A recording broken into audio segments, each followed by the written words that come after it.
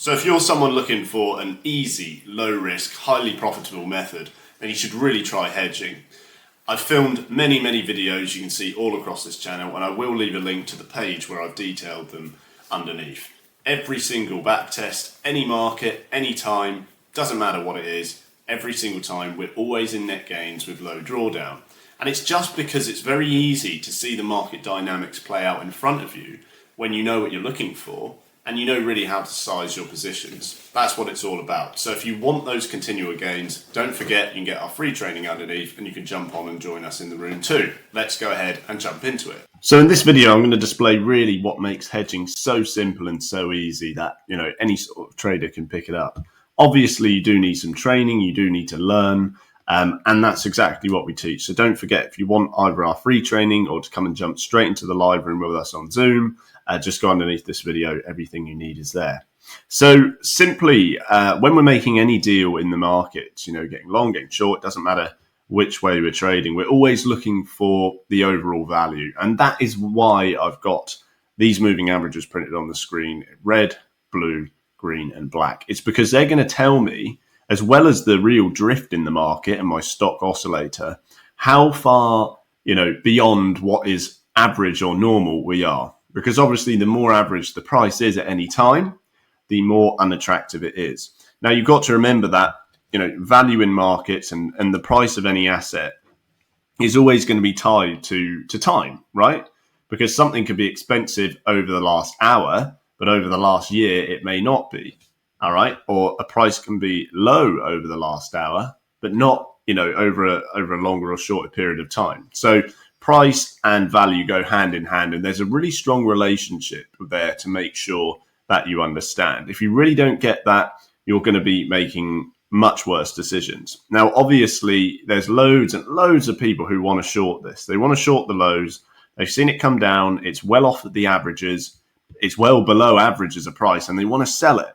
And then, of course, they'll go out and then they'll look for good deals and they'll buy all the low prices. So it absolutely makes no sense. If you ask me, people say, why don't you sell? The trend is down. Why don't you sell? And then they go off, in public, they see something on sale and they buy it.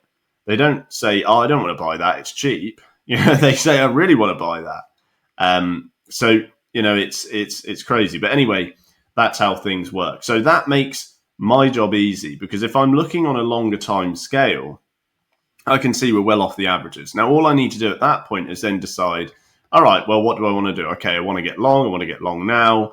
And the size I'm going to take as a maximum is going to be 0.5. So I've already set myself a threshold, and I don't really need I don't need a stop loss, because I know overall what the maximum I'm willing to risk is at any time. Now, obviously, it's going to also depend on how spread out those entries are. So I might decide, all right, well, I'm not going to buy another 0.5 unless we get much lower. Okay, maybe 600 pips back to parity or something like that. So I'm always very aware of where price is at any time and how much I'm exposed. So if I just click play, okay, and I've picked a random time here, you can see the market starts to climb and climb and climb, but it's still well off our weekly 20 average. So price still very low, and therefore, I don't want to exit this long, because I know that, if I want to exit long, essentially what I'm doing is I'm selling, and I want to sell where the price is, again, average. All right. I don't want to sell where it's below average, typically, because, it's statistically not profitable to do so. So the closer we get there, I can just kill it off. And now I'm out for gains. And if you play this forward, yes, we might come up. We're now back at average. And because the price is already still very much under our 100 and 200, all right, so price is still fairly low. Yes, it's at the 20 moving average, but it's still fairly low. I can decide to add something very small. So I might add 1/5 of the former size I had before. I might stick a take profit back down at the lows in case this market, more or less sits channeling sideways. So I can go for something like that, right? And if I play, it might hit, it might not. If it doesn't, I can then engage, what most of these videos are about, which is hedging. And as many of you know, watch all of these. Every single video, we're out for net gains. It doesn't matter what happens, where the market goes. at all. It's just not important. We always end up in net gains because we're trading conservatively and sensibly. So at this point, I could just take that short off for gains. So I'm out. And now because we're pulling back to the lows, I can take another long. But you can now see that the price is less average. Okay, it's not as far below average. All right, that was very far below, but now we're getting more, in line with normal price, if you like. So I'll half the size I took before because I've lost the value essentially. And on a push up, I can kill that one off. And again, if I want to just swap short, I can take a very light hedge. And if we're wrong, we can hedge out of that former short. All right. So I'll leave this one a little bit. If it falls lower, I'll kill it. Okay, I can just kill that off. And now I'm just going to add another lighter long because the price again is getting more average. Yes, it's low on the longer term, but it's getting more and more average because we're stalling basically, and the relationship between time and price is causing that that price to essentially decay, or the value of that entry to be worse. So I can kill that one off, and I can just short again, and I can kill that one off for gains. I can take another long. Okay, and I could take that one off again, and I'm just going to keep price action trading by. Again, this is why there's so much ease in trading the way we do, because you don't have to sit there going crazy over where your stop's going to go, where your take profit's going to go, how you're going to manage the trade. It's so much less stress-free, so much more stress-free rather, because we're not having to make many decisions. And that's why we take the approach we do, and that's why we're so successful at teaching it. Because it's simple to be a deal maker, if you like. All I'm doing here is picking where the best deal is going to be. And I don't have to micromanage anything. I just need to pull entries in and out at the correct prices. So now what we're getting is we'll probably be able to see an opportunity to do some very, very small micro hedging if this pops back up. So, for example, that's out for gains. I could then decide, well, actually, I'm just going to take a 0.04. And if that falls, I'm going to kill it off for gains. If it doesn't, I'm going to kill the former heavier longs off for gains. So a push to the low, it's going to give me some hedge short gains. So this is a very small example of what we do. Go and watch the other 38 videos of me doing it, if you want to. That will give you a lot better idea. But there's some gains there I just took.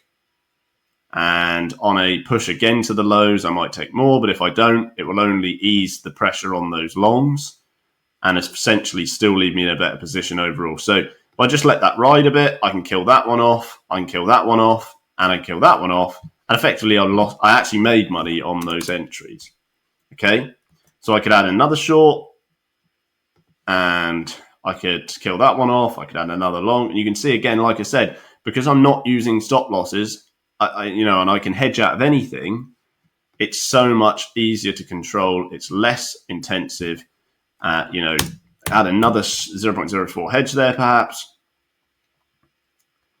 Okay, and I can kill that one off and that one off, and I'm still in net gains on the two. I could let price ride a bit again, so we're channeling now.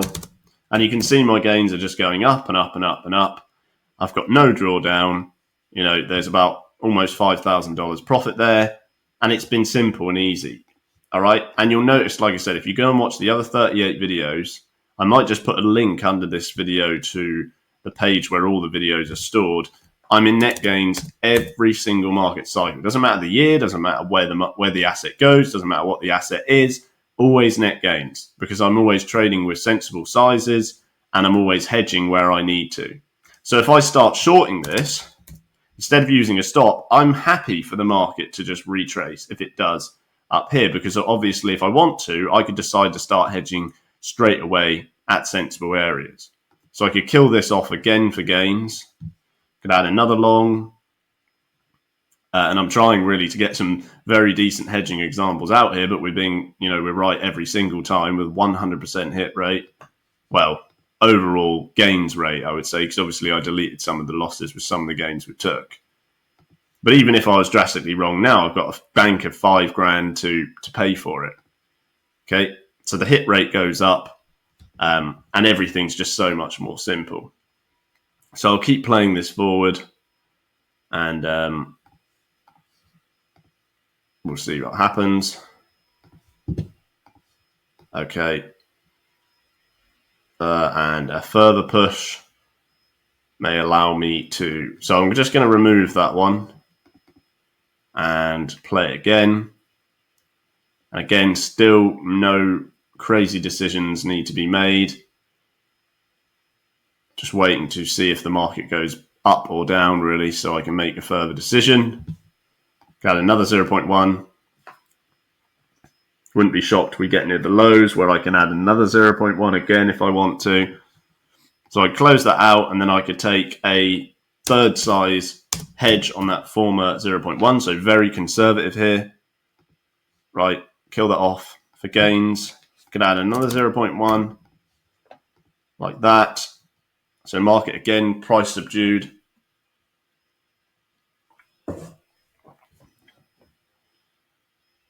And, you know, if I really want to, I could add a very small short there at the low. Take some gains there. So you can see we've already gone 600 pips and the drawdown is like 1.4K. It's really nothing. Because I've stimulated all those gains as well, I'm more than happy to take any pressure on those longs by further falls. Now, if this pops, you'll notice my light hedge at the very low is going to be in a small drawdown, and the larger sizes above are going to have their drawdown minimized at a quicker rate because obviously you've got bigger sizes there. So let's just keep it playing through. And ideally you'd want a bigger push. And again, you can just kill it all off. So we're not getting massive opportunities to take drastic hedges. But again, the gains rate, therefore, is very stable. And, you know, because I'm not using stop losses, my hit rate is enormous. You know, I'm right nearly every single time. So it's very simple, really, to do. If I take that one out for gains, I've got $180 there. I could take that one off. And then what I can do is actually just add a 0.1. And then if this falls, I can close probably for overall net gains on, again, all those entries that we just considered and we put into practice in the market. So if I take that one off for 89 and I can take that one off, and I'm still in net gains again. So if we check over the analytics, there's no pressure there. There's practically no drawdown. The win rate, as all my other videos, 87%, very high, steady gains rate, you know, very, very easy. And that's why it's easier for us to teach people to hedge, and it's easier to have a stable income from trading if you do that, because you just need sensible sizes, a brain, and some training. Don't forget, you can get it underneath. See you in the next one.